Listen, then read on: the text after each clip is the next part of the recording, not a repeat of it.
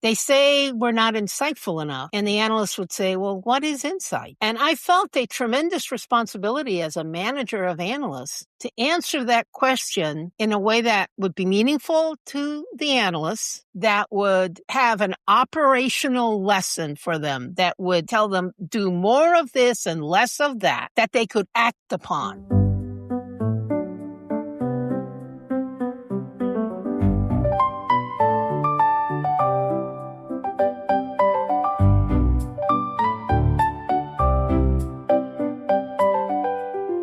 Welcome back to the pod, everyone. It's a special occasion here back at the Collators HQ. We have the return of a friend of the pod, Carmen Medina, who very kindly spoke to us last year, I think it was, and there'll be links to the former episode in the links below.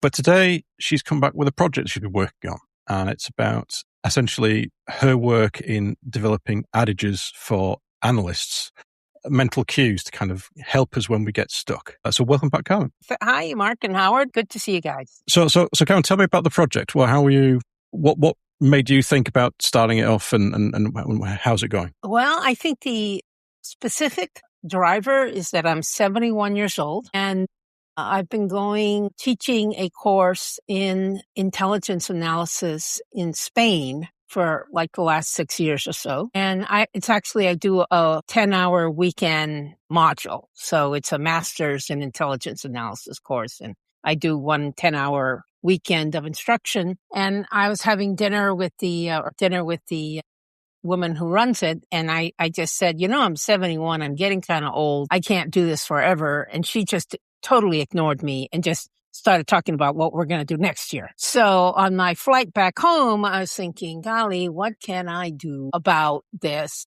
And I thought, well, why don't I try to capture them? Write these adages down, because the theme of my 10 hours is creative analysis. I also call it Adventures in Thinking, which I think is a better title, actually, Adventures in Thinking. And I said, why don't I write them down? And, some people have said to me I should write a book or a memoir, and I'm basically a kind of a lazy person, and it doesn't appeal to me. And it certainly doesn't appeal to me to write the kind of typical CIA memoir, the sage on the stage. Oh, I had all this inside knowledge. I find that extremely obnoxious. And if you think I mean you, if you're listening, I mean you. Exactly. And so I started it, and I'm posting them on LinkedIn. So the first one I wrote was, You Never Run Out of Bullets. And I got such positive feedback from that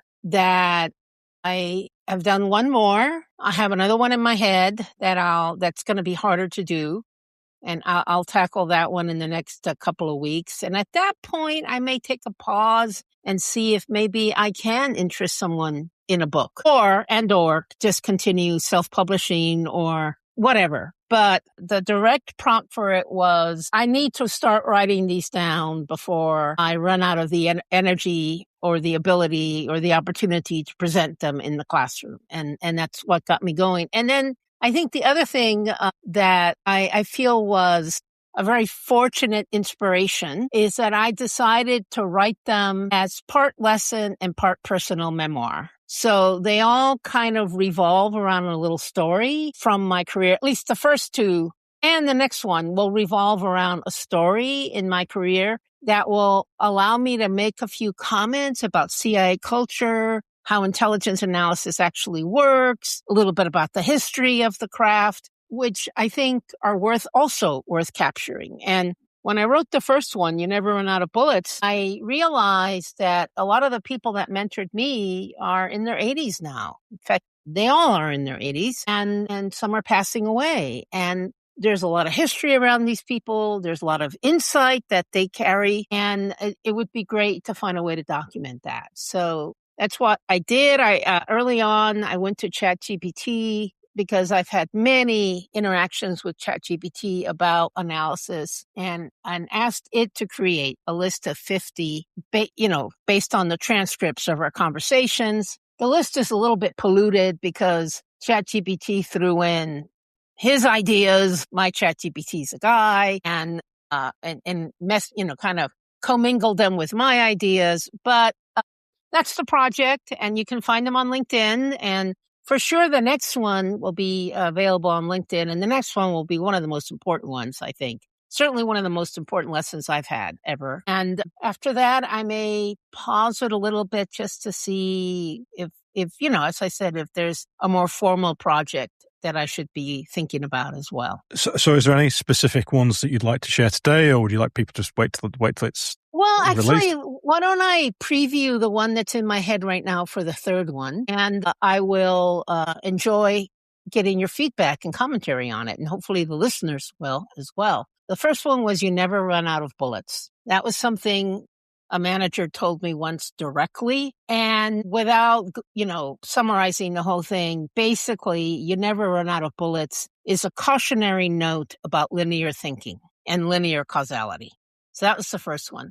The second one is our ability to know is a function of our tools for knowing. And it stems from, I was asked by John McLaughlin, one of the great figures of 20th century intelligence analysis in the US. He asked me to do a presentation for a class on what is conventional wisdom. And I was like, well, gee whiz, I'll give it a try. I finally came upon the idea of not talking about what is conventional wisdom to the class, but talking about a field, a domain in which there has for centuries always been a lot of conventional wisdom. And that domain that I picked was cosmology, the history of the universe, which has always fascinated me. And when you start reading into that and learning it, beginning with the Babylonians, the South Asian population, the Chinese, everyone has been looking at the night skies and trying to make sense of them. And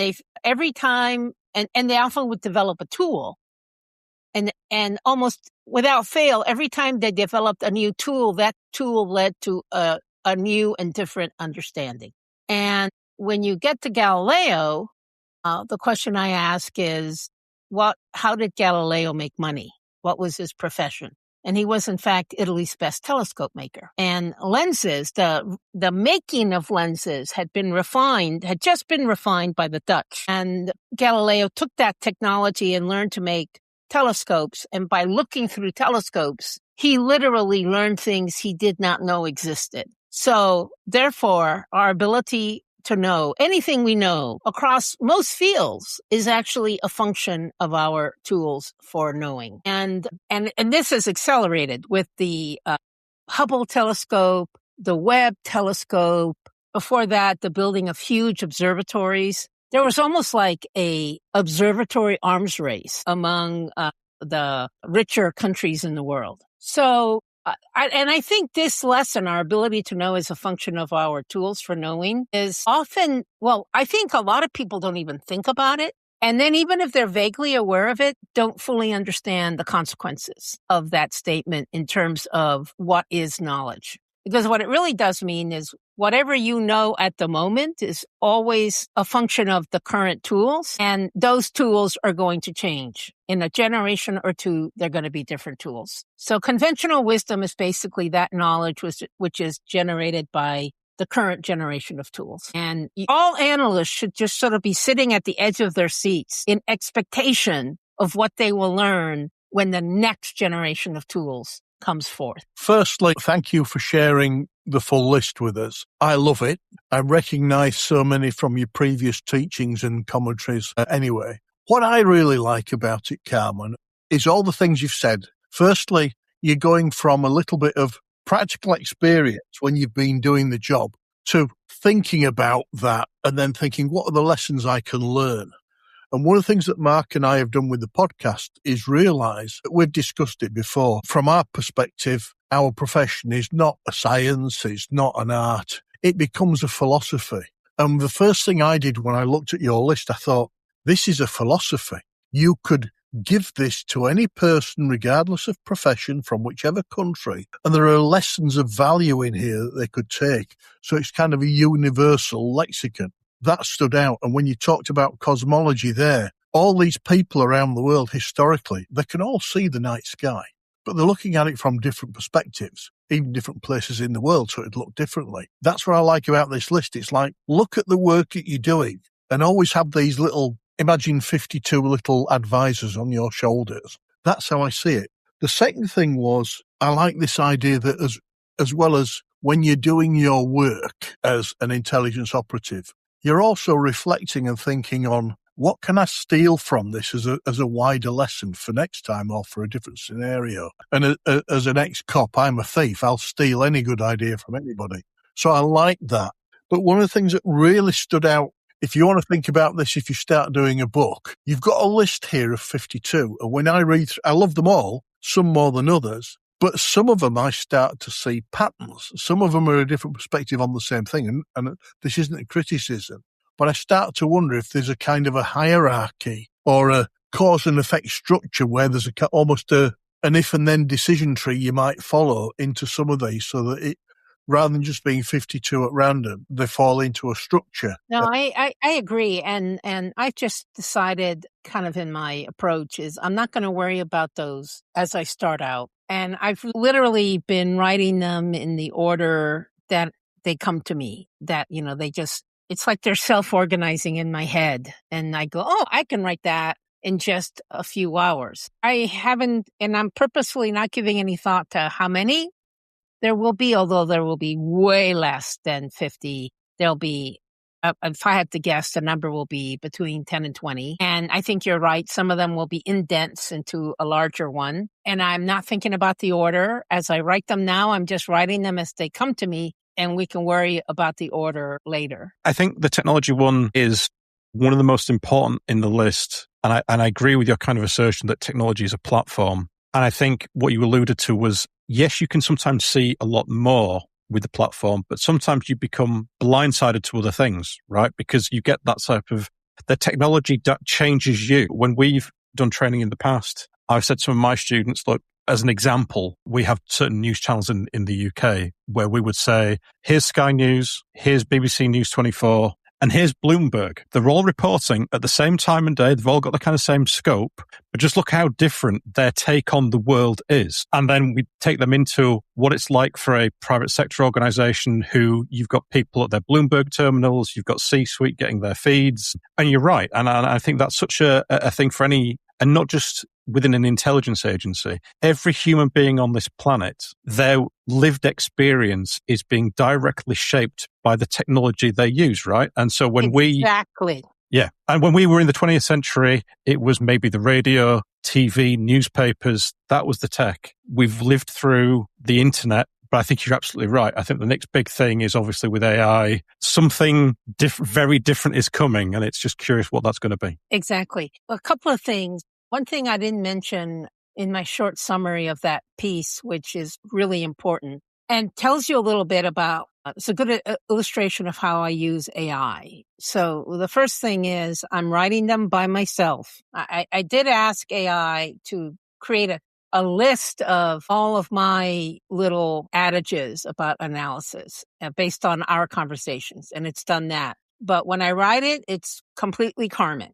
And then after I wrote it, cut and paste it into AI and ask AI to critique it. And its critique on the one about technology was so good because it read it and it liked it and it said, but it's not just tools that advance our thinking. It can be things like intuition and creativity that are not a technology per se. And he cited the example of Einstein, whose theory of relativity is built upon a lot of exercises in imagination and intuition. And I went, that is exactly right. And if you look at the draft now on LinkedIn, I've added like 2 sentences because bingo, that was correct in my estimation. And then I shared that little experience with my colleague, Julia Mossbridge, with whom I do the Pandas Playing Cello podcast with. And then she said, yeah, that's true. Einstein used a lot of intuition and imagination, but he also used a lot of math. And mathematics is, of course, a huge technology,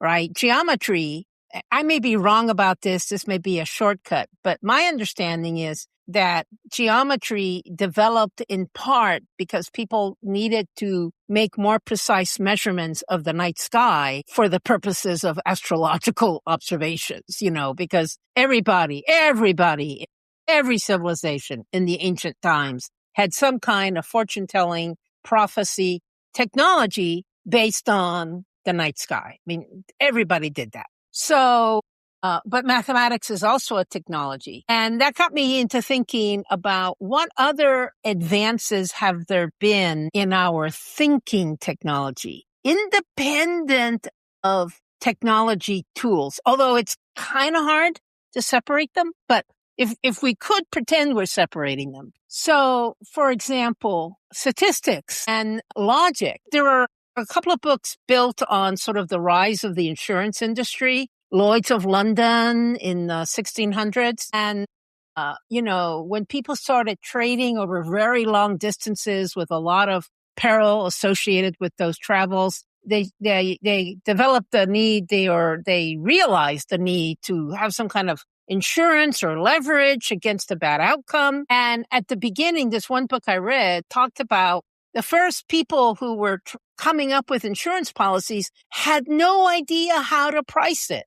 They were like, whatever, and it wasn't until they came up with these actuarial and statistical concepts that they started going, the average man lives to be 50 or, in those times, or, one out of every 5 ships never makes it back, and that's not so much associated with a technology that has been built. It's more like an insight, or it's a cognitive tool, right? Yes, thank you. It's a cognitive tool. That's exactly right. And so that's huge. And then complexity theory developed toward the end of the 20th century. And that also, I think, got people to really understand causality. At least that's the experience I had. I just learned to understand causality in a completely different way, which assisted me greatly in my analytic career. So if I ever include this essay in some kind of book format, I'm going to rewrite the one about our ability to know is a function of our tools for knowing, to give more weight to this whole idea of cognitive tools, because they're also a huge part of our knowledge knapsack, our all that stuff that we have that we draw upon to think. To me, it's, that almost gives me goosebumps, because for me, the first third of my career, I cared about like substance, like what's going on in the Middle East or South Africa. And the second 2/3 of my career, all I cared about, and the only thing that truly interested me, was how can we think better? What is good thinking? That leads me to the one that's in my head right now. It's the next one. And part of the problem is I want these little essays to have a very punchy title, bottom line up front, where the title itself clearly represents the lesson. But I find that difficult to do with this one. And so the question that this essay would answer is, what is insight? And the little working title I have right now is In Search of ... Insight. And this became a significant challenge, let's say the last 5 years of my career at CIA, when we would talk to policymakers and ask them for feedback on our analysis. I think the thing we most often heard was, your analysis is not insightful enough. And I thought, okay, and I kind of knew what they were saying, because I also felt, and the word I would have used was, our analysis is not nourishing enough, or it's not interesting enough. It's not different enough from what they can get just by reading newspapers. But the word that the policymakers would use, it's not insightful enough.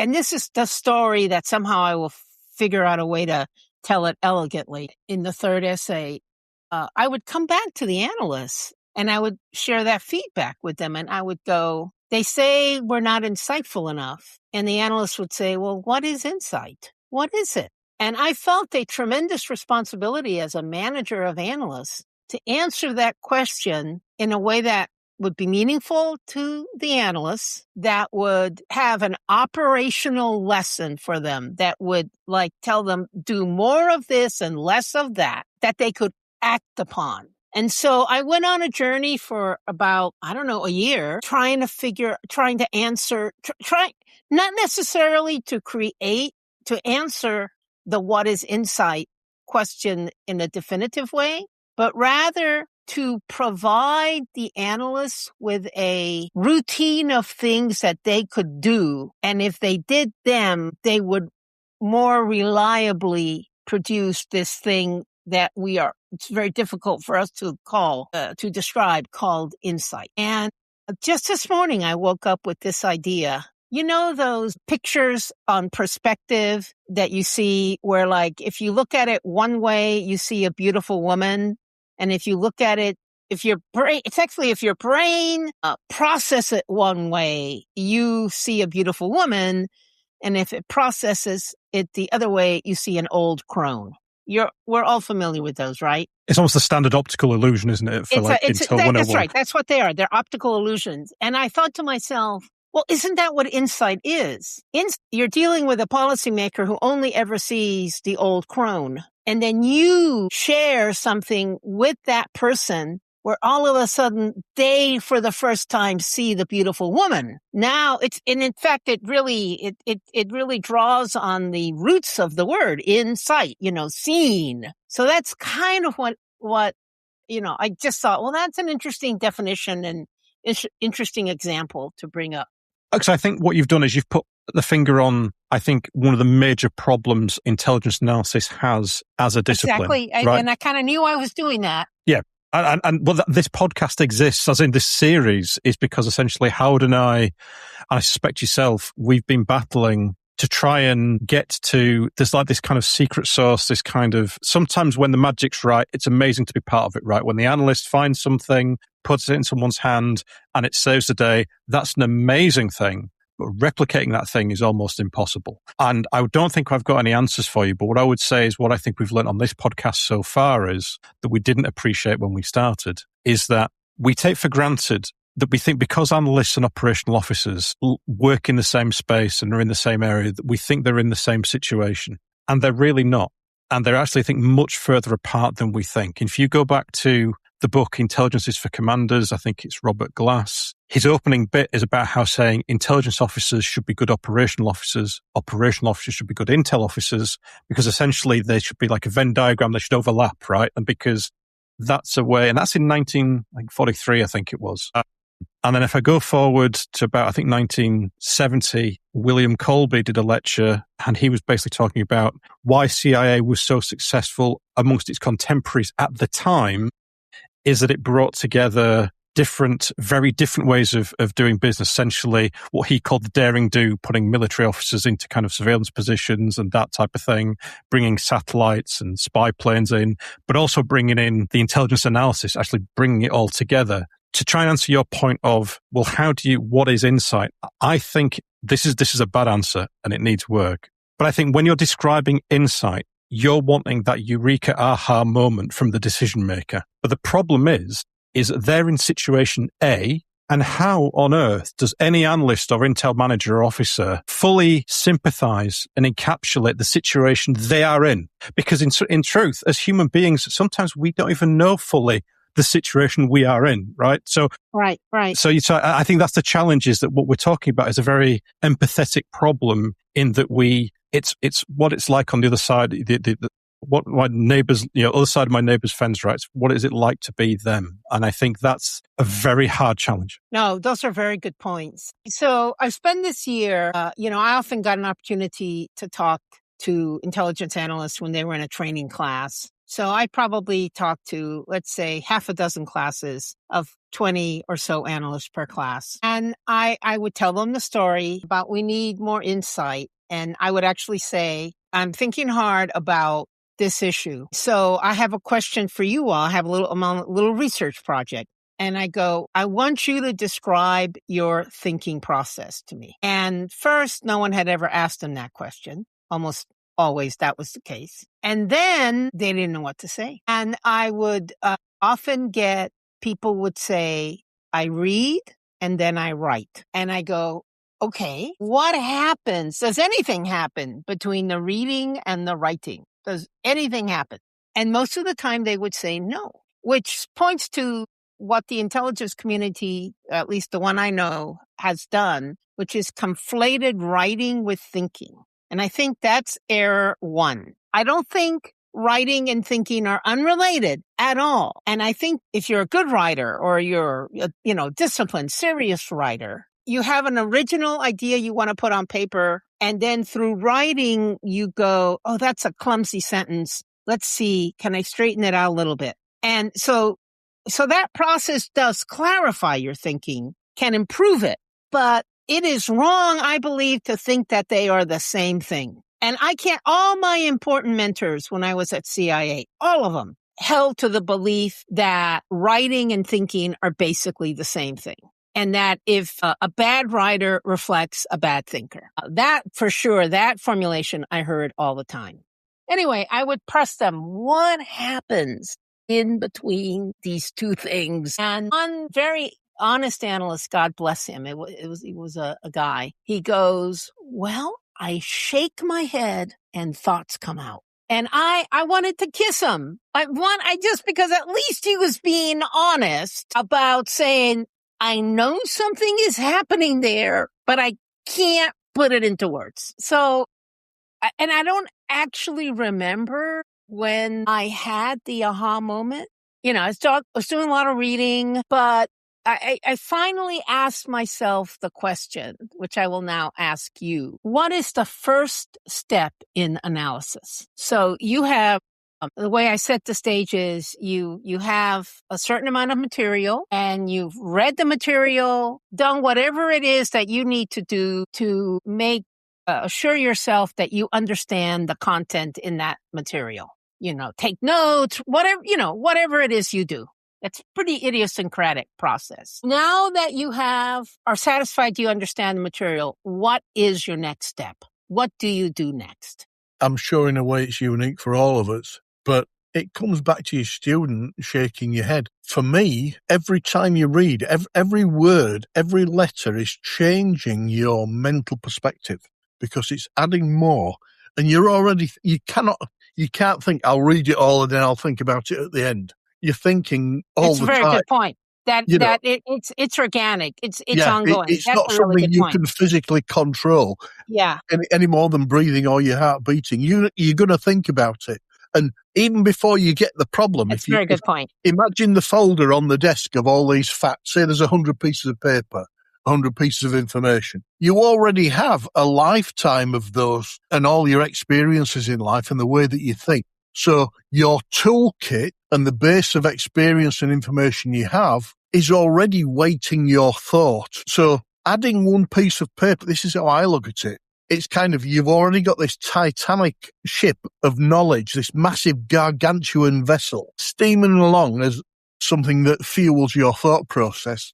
Then a piece of paper comes in. It's an extra. Just as right now, I'm looking at the screen, I'm thinking about what you're saying, but I'm also half listening to see if my wife shouts to say there's food here or there's a window here. So if something happened outside the window, my senses don't stop and I don't think thinking stops. So what I think happens is if thinking is a stream and all the molecules of water in the stream are bits of information flowing along, you start feeding this new information into that stream and it doesn't start your thinking. It changes the way you think. It starts to divert. And I know you'll try and focus on it because it's the project and that's what you're being paid for or what interests you. But I've always thought how much of that new information, you're not looking at it in isolation. You never can. Your brain won't allow you to shut it off. For the purposes of my example, and I'll get back to it, that is I am creating kind of like an artificial situation here. So Mark, what did you want to say? Forgive me, Cam, I don't know how, I think you alluded with your training, but when Owen Howard and I have done our training, when we were being trained, you get the standard intelligence analysis doctrine that goes, there's these types of logic, there's inductive logic, there's deductive logic, there's abductive logic, and it's all very mechanical, and it's all very procedural. And I think what we've discovered throughout our careers and what we've discovered through this podcast is I'm completely with you. I do not think that we have completely conflated, you called it thinking and writing. I think that's absolutely right. I think we've also conflated argumentation with thinking. I think we train our analysts to create arguments because I think what's happened is, and it's taken me 20 years to get to this place, is I think and this is a gross oversimplification, and tell me if I'm taking massive liberties with CIA history here, but I think what you've got is CIA comes into being, Sherman Kent comes along, a historian who is applying historian methods to the current situation. Okay, he's thinking about things, and in a way, as a historian, what would a historian or an English major do?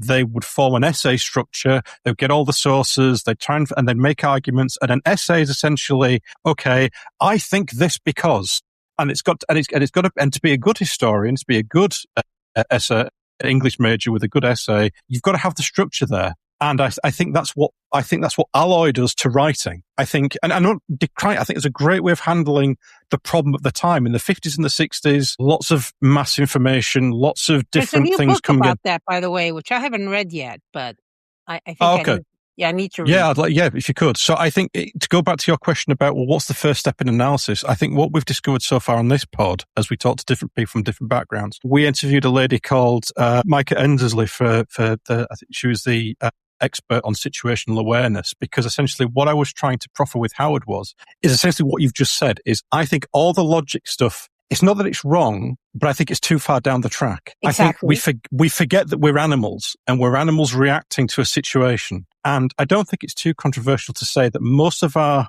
cognitive activity is largely subconscious, right? It's trained long ago. And what I'm saying is, and we've put this to other guests is, especially our Intel analyst guests, is look, when you've created this analytical piece, let's be honest here, it's popped into your head. And we don't know how it popped into your head. Also, and it's amazing that it did, and you're a genius and you're amazing.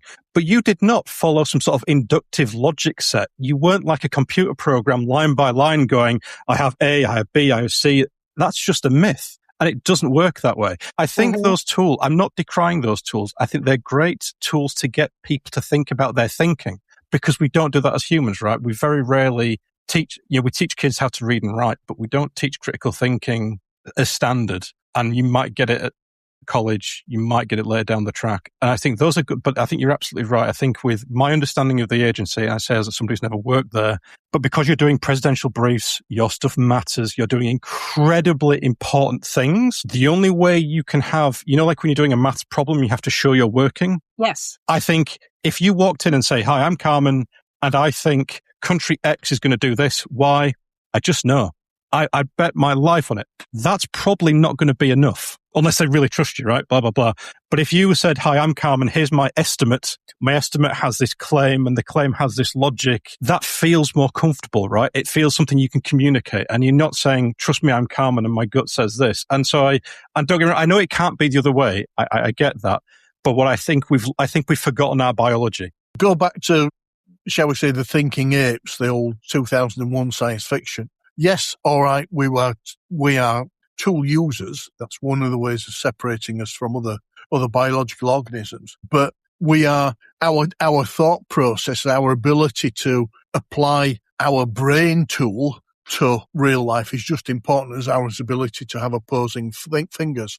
And what I really like is, I agree with you, Mark, you can't, it's very easy to go down the, how can I rationalize how I arrived at the idea? How can I show the working out so that other people might agree with the idea? It's not the idea. I've always had this, Carmen talked about science. Think about Big Bang Theory in terms of cosmology. Scientists with brains far better than mine will describe how, it went Big Bang and then this happened, that happened. And before the Big Bang, this is what was happening. Nobody can explain that split-second moment where we had the Big Bang.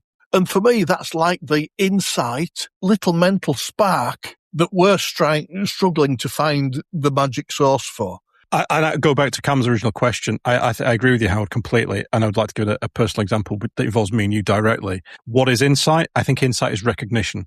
And I think recognition because essentially you're recognizing either an opportunity or a threat. When I joined Howard's team, Howard was known throughout the UK law enforcement intel community as almost godlike. And I was quite nervous when I joined his team because I felt like imposter syndrome like you wouldn't believe. I remember thinking, oh my God, how am I going to survive in this job? But I don't know much about organized crime. I don't know much about how I did a little bit of local drug dealing type stuff, but I didn't do the big national stuff like Howard did. So when I'm preparing intel products for Howard and Howard's passing them on to his superiors and other partners, I spent about 6 months just studying what else made other people's eyes light up. There's a, I don't remember the movie, is it Three Ninja Kids, where there's a scene where it's like, light up the eyes. And I was trying to think, how do you make these officers' eyes light up? And I basically, regardless of the subject matter, I wanted to know what was the circumstances. And what I found working for Howard was, and it was more for the people Howard was working for, in fairness, because Howard would always give me much more of a fairer shout than some of these senior officers would, is that you could try telling them so-and-so is a drug dealer. They knew so-and-so was a drug dealer. But if you came with, here's this new person that we know very little about, a new person, that would light up the eyes. If you said there's a new location that we didn't know about, a stash house or whatever, that would light up the eyes. And I think that was difficult for me to do in a police context. How you do it in a geopolitical national security context, I have no idea, because that's a massive leap, right? Both of you have touched upon what I eventually settled on as the teaching approach. And recall, my goal is to give the analysts something that they can do, that they can replicate, that will give them a chance of like joining the insight highway, right? They're looking for the entrance ramp onto this highway. And, I got to give them something, I have to give them something teachable.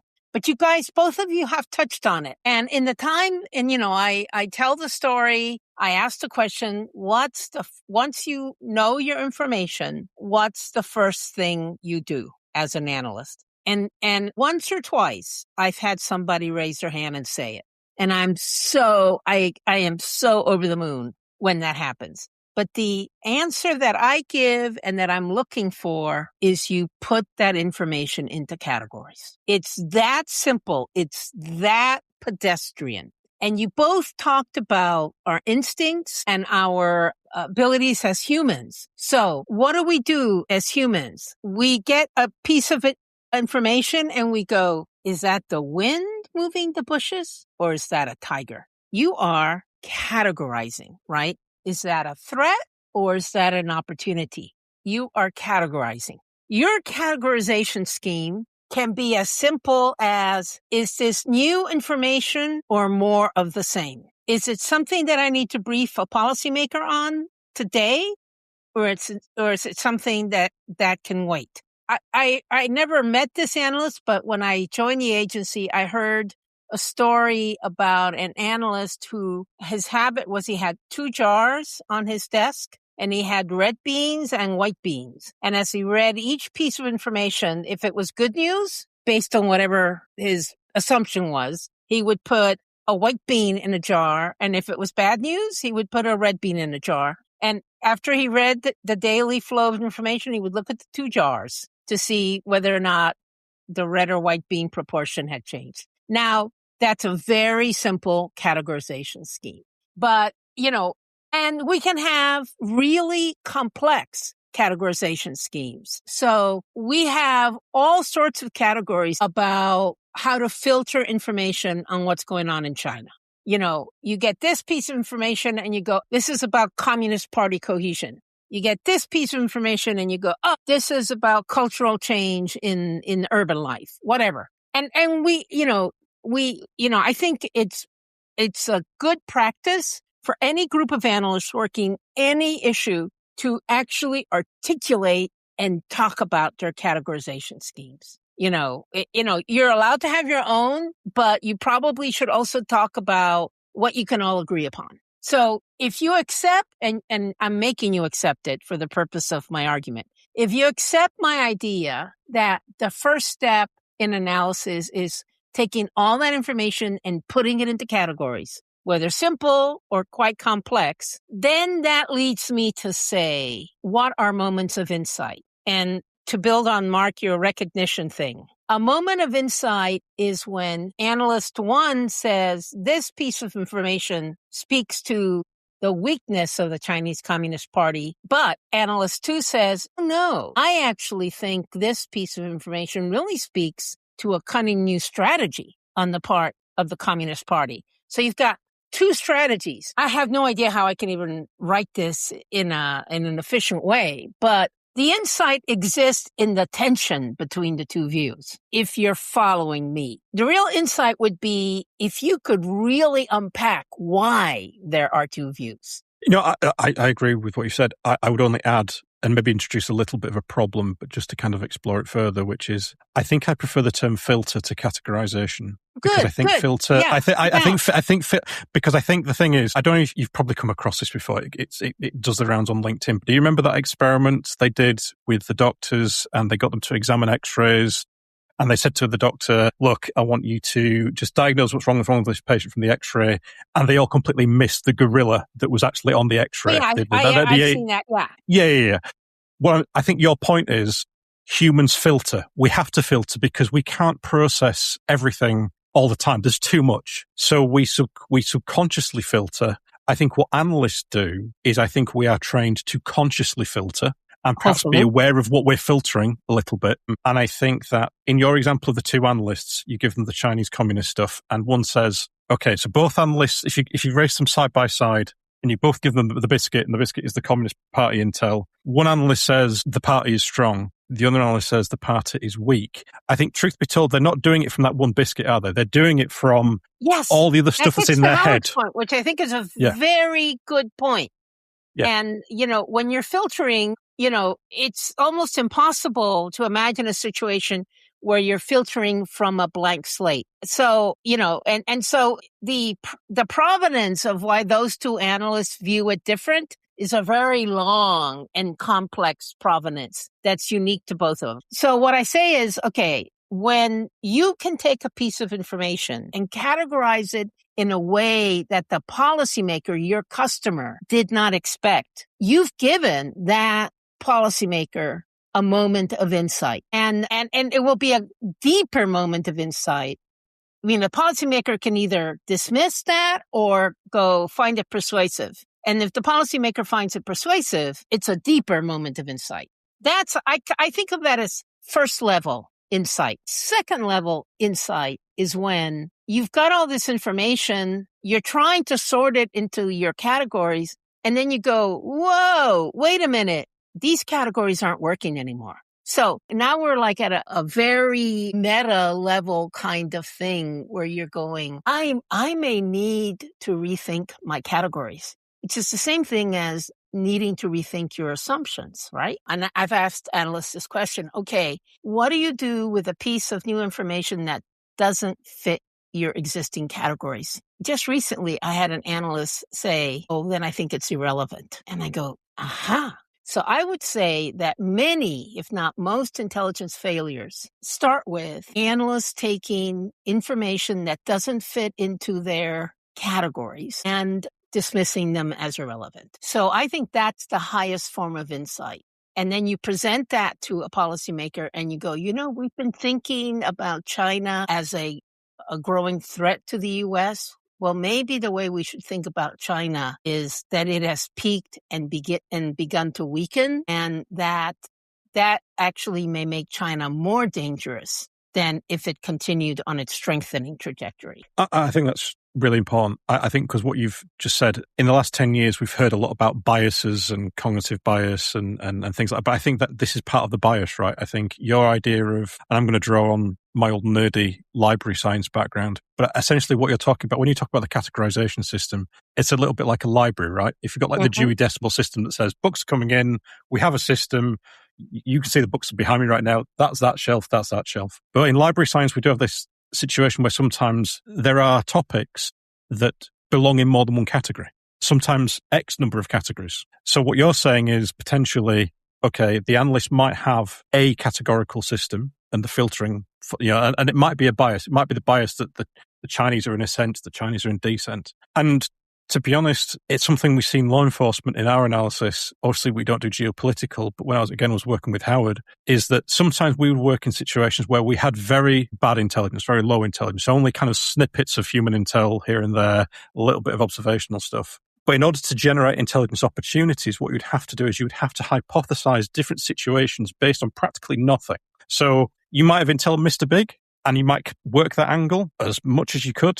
But then it was Howard that kind of trained me to say, well, okay, imagine Mr. Big isn't Mr. Big. What if Mr. Big is Mr. Halfway? Or what if there's a completely different parallel network or system? Mm-hmm. What if there's something different? So again, those different categorical sets, I think what you're talking about is analysts need to be aware of their bias is such it's not the term I need.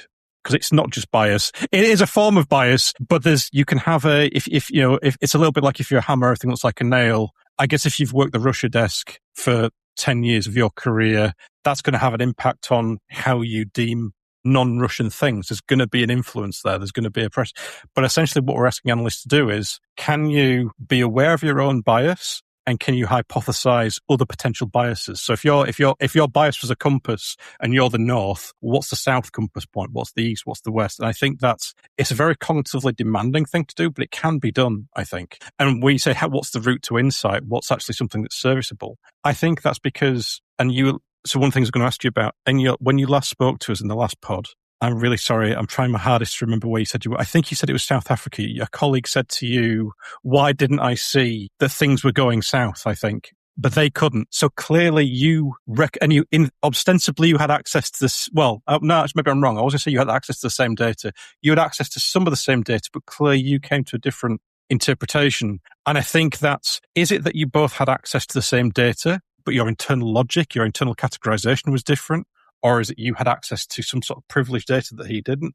Blind luck, I don't know. But I think that's related. I think that's the practical example that relates to what you're trying to describe, maybe. In my attempts to get people to operationalize this even more, I would ask them, at the agency, we had some kind of search terms that determined the information that would flow into our inbox every day. And we called it the reading profile. And I would ask the analysts, and your reading profile is basically your categorization system. I mean, that's a little raw, but that's basically what it is. And I would say, when was the last time you updated your profile? And deer in the headlights. Oh my God. And I know I made an impact with this question. And they would go, I would get answers like, I didn't know I could do that. Or when I joined the branch 5 years ago, I was given the branch reading profile to just copy and paste. Right. And so I said, here's your homework assignment. Everybody go and look at your reading profile, because you may be literally omitting from consideration things that are now important in the part of the world that you're looking at. So the way that I try to approach a teachable lesson on what is insight, but insight is clearly a different way of looking at things. The trick, though, is what are the practices that analysts can use to increase their opportunity to look differently at an old problem. And Howard, you talked about diversity of thought earlier. That's huge. I'm a huge proponent of the importance of curiosity as an analyst, lifelong curiosity, reading everything. It's no accident that I'm so familiar with the history of cosmology that predates, that's just a lifelong interest. The same policymaker, or one of the same policymakers who said your problem is you're not insightful enough, also said you need to tell your analysts to read more fiction. And what was he getting at? I think he was getting at this diversity of human experience. If you're an academic or a historian and you always look at the world through text, you have a huge rational actor bias. It is unavoidable because text itself is the producer of rationality. Text is the tool that we use to impose rational thinking on unsuspicious human beings. The text, I think, is it's about argument, and it's about but argument yes, and I love is your argument point. It's adversarial by nature. It's defensive by nature as well, isn't it? It's a case of, I think this because, and you're right, I think academics, because they're trained to say, make an assertion and make it defensible, that's a very rigid, solid, arduous kind of process. Whereas what you're talking about, and I think Howard and I have spoken to many people in this pod in similar different industries, is the hardest thing to do about insight is how do you increase the empathy? I mean, in your example about the reading room stuff, what I would say is there is a need for analysts to manage upwards and think about how can I make myself better to serve above. But I think this is for Intel managers and agency to think about how can we more explicitly communicate what's important? Because yes, your question about when did you change the reading system? Well, that's, unfortunately, when you join a team for the first time, it doesn't matter how fluent you are in the language, it may even matter how much operational experience you have. There's still this kind of transitional phase where you're trying to work out what do my superiors need, what's important, what's not. And that's a very difficult thing to communicate. And the greater the distance between the two, if you're an analyst working at CIA and you're thinking about military level, presidential level, DI level, whatever, that's a very difficult thing without explicit training. We spend all this time trying to get analysts to think like analysts. I wonder maybe we should spend more time getting analysts to think like those ranks and roles, maybe, and think like those departments, because maybe, and I think that's where the fiction comes in, is like I know it's probably out of fashion now, but I used to quite like some of the Tom Clancy stuff because I think that what it did quite well was it put the reader, a non-expert, into the role of the operational side with John Clark blowing things up, but with Jack Ryan as the analyst, as in thinking, oh my God, I'm briefing the president. What do I need to do here? And I'm forgetting the admiral's name now, but the guy who takes his arm around him and says, this is how you talk to senior leaders and things like that. But I think we don't explicitly manage that in organizations well, I don't think. I don't think we just say, here's your training pack. You might buddy up with this guy, spend 6 months, and you hopefully just through osmosis, just suck it in, right?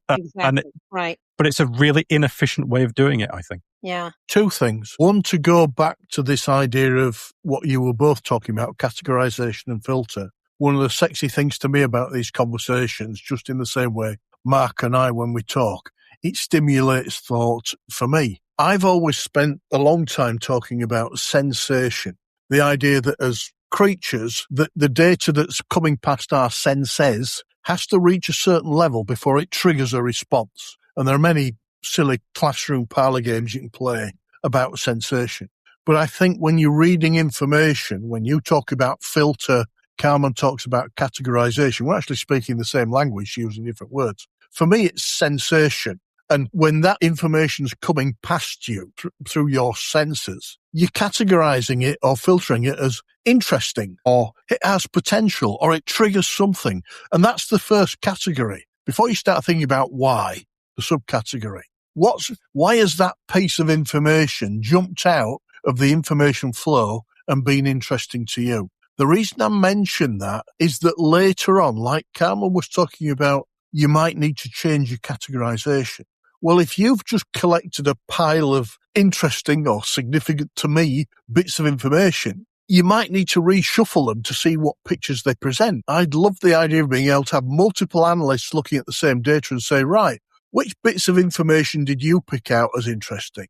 Analyst 1. Same to analyst 2, analyst 3. First question, did everybody pick out the same bits? They may have picked them for different reasons, but that might be fun. It would certainly be interesting to me as an analytic manager. Secondly, you start getting into the whys and wherefores, so you might get different perspectives, and you're starting to build some of this rationale and reasoning to either justify or not. And it may even make those individuals think, yeah, maybe I need to rethink why I picked it out, or why didn't I pick out a piece that I didn't think was significant? I picked it out. That was the first thing. And the second thing is when you were talking about the emphasis on text. And I agree with everything that was said. We recently had a guest on talking about science fiction literature and this idea that it would stimulate thought. But one of the things I learned as an analyst very early on is when you're primarily reading textual data, what about data that has an emotive effect? What about music or a beautiful picture? I'm really into data visualization. I love it as a way of looking for patterns. But I have seen beautiful pictures that are interesting and significant to me, and beautiful music that I guarantee you, Carmen, and you, Mark, and anybody else would not feel the same way about. But it's triggering, and I really like the idea of information or data that triggers people, because the trigger's the important bit. After that, it's a case of what do we do with it after we were triggered? So my link there is going back to the monkey analogy, the growing animal as the toolmaker. At what point do we realize that emotion is an important part of our mental toolkit and may actually be driving subconsciously our thought process? You go to Close Encounters where the language is music. I know it's a really old idea and primitive. I loved that because it made you think. We aren't talking a language. We are, but we're communicating through music. What happens if you had to communicate in a different way? Can we use that as analysts and intel operatives and in groupthink as well as our own individual thought process to come up with a more rounded and a better structured product? This might have been at one of your TED Talks, or it might have been at a lecture, I can't remember. But I think somebody asked you, what is intuition? And I think you said you had this idea that maybe intuition, in some people, came from people who grew up in traumatic backgrounds where maybe they learnt to go, not just A leads to B, but A, B leads to C, leads to D, leads to E. And they're not even consciously aware of it, right? But they're somehow they can go, oh, hang on, the key's in the door, there's going to be an argument or something like that. And I think that cognitive tool set, which is a arguably subconscious and non-deliberate cognitive tool, is something that was gifted to the child. And it's not a gift, but you know what I mean? It was something that was given to the child. And I'm not sure how you could even train that into people, because Howard used to say to me occasionally, and not in a cruel way, but Mark, a psychic analyst is no good to me. I need to know why you think what you think. And I nearly went mad for a year or two trying to figure it out, because what I would have to do is, at the start of this conversation, you said, what's going on between these two ears? I would literally create I call them cognitive vectors. It's a very pretentious name, but basically just saying, right, this is one way of thinking. Well, if that's one way, before I get too far down, how many other things can I possibly think about a thing? And then I'd have Post-it notes and diagrams. It'd be like a spider's web or a galaxy. I'd drive myself insane with it. And if you asked me what I thought about anything, I'd have no idea, because I'd spent all this time cognitively mapping, trying to get back to this idea of when I said to Howard, actually, when you ask me why I think what I think, I have no bloody clue. Because when I've done all that cognitive mapping, when I call it cognitive vectors, and I've done these fantastic data visualizations, that's BS. That's me telling myself a story about how I got to somewhere. I didn't get to those places through doing all that visualization. It was there. And it was probably there because of a subconscious process that I had no concept of, which comes right back to your start of the conversation, which is, I think that analysts, it's all about, can we get the brain to produce something internally, whether it be a feeling or a thought? And as long as we can kind of shake the head in different ways and give it different kind of exercises, maybe we can elicit that. There's no guarantees, right? You can train somebody to do stats. You can train somebody to do data science or whatever you want to do. I think you can train people to think to a point, but it's such a personal and emotional and biological thing. You can only teach them so much. I think they have to carry themselves the rest of the way, especially when it comes to empathy for decision makers. I agree completely. I did want to say that one of the ironies or oddities about intelligence analysis is that we have never tested whether or not these methods that fit in the bucket of intelligence analysis are actually the best way to come up with answers to complex questions. We've never tested it. We just inherited this academic, journalistic process that was common in the 50s and the 60s. And we've attached various barnacles to it, but we've never actually developed a way to test whether or not there might be another way. And frankly, it's very hard to imagine what that test could be, because as I would tell all the different people, salespeople would show up in my office with some, fantastic new technique for intelligence analysis or something, I would go, the problem with it is that our N is very small. We have like one Iranian revolution, then we have another Arab Spring. It's not like the problem sets you are dealing with, that you have thousands of example science and you can do a really good experiment. And we're not there.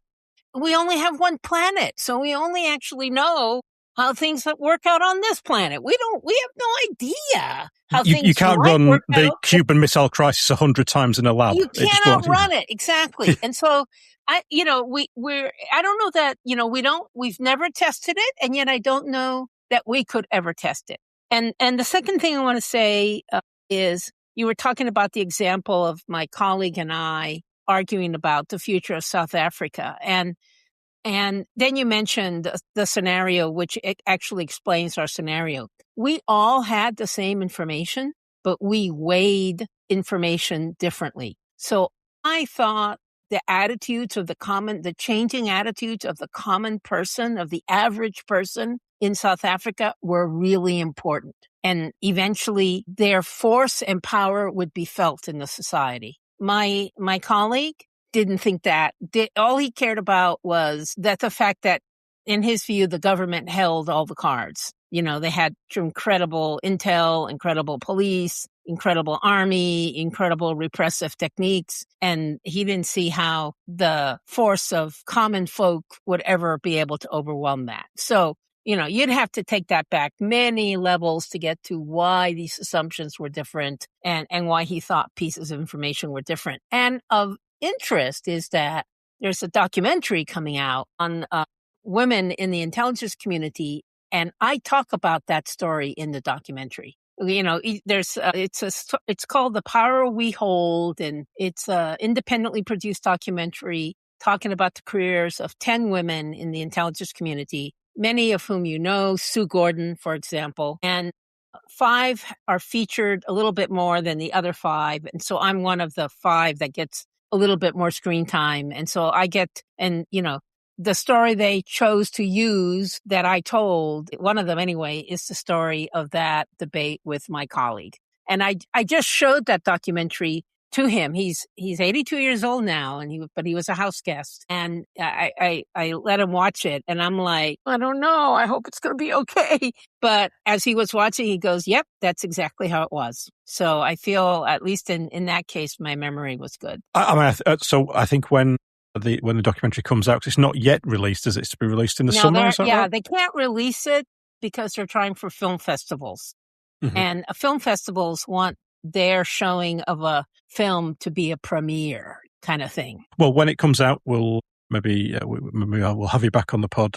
But thank you for today. It's been a great talk. We took the first time we spoke. I think we cracked open the egg of intel analysis. I think we've had a good deep dive into some of it now, but the adages is also a work in progress, I guess.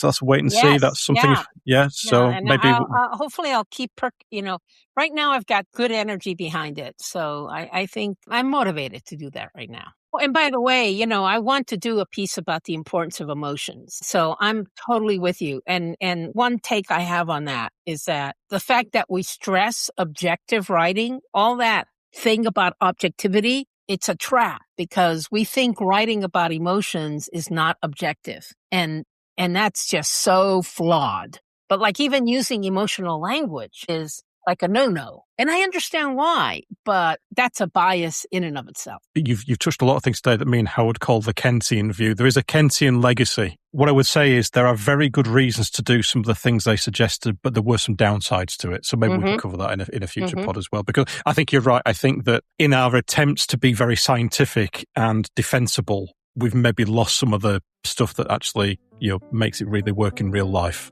Exactly. So, talking to you is a joy, Carmen. It makes me think, and I love that. But we'll leave it there. So thank you for today, and thank you to those listening. We will see you again soon.